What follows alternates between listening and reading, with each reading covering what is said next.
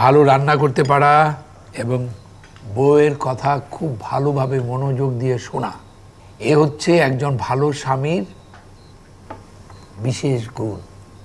আর এই দুটোই তোমার মধ্যে আছে। তুমি একটা কাজ করো, একটা বিয়ে শাদী করে ফেলো। বড় চাচা, আপনি কি ঘটকালি শুরু করলেন, নাকি আমার সুখটা সহ্য হচ্ছে না আপনার? কোনটা? এই দুটোর কোনোটিই না। তোমার নিজের গল্প শোনার একটা মানুষ দরকার।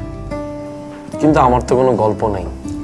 আমি হলাম একটা গল্পহীন মানুষ, কিন্তু অনেক মানুষের গল্প আমার কাছে জমা আছে।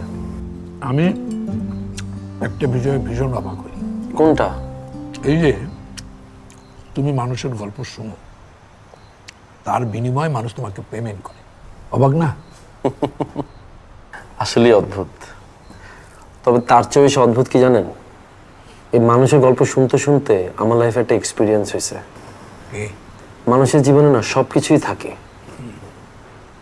কিন্তু মনের কথা খুলে বলবার মতন একটা মানুষ থাকে না।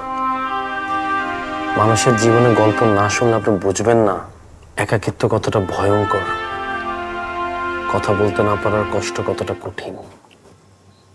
আচ্ছা, এই যে তুমি বসে বসে মানুষের কষ্টের গল্প শোনো, এতে তোমার মানে অসুবিধা হয় না? কিভাবে নাও এটাকে? তুমি ভালো লাগে? ওই যে বললেন আমার দুটা গুণ আছে, দুইটা গুণই আমার মায়ের কাছ থেকে পাওয়া।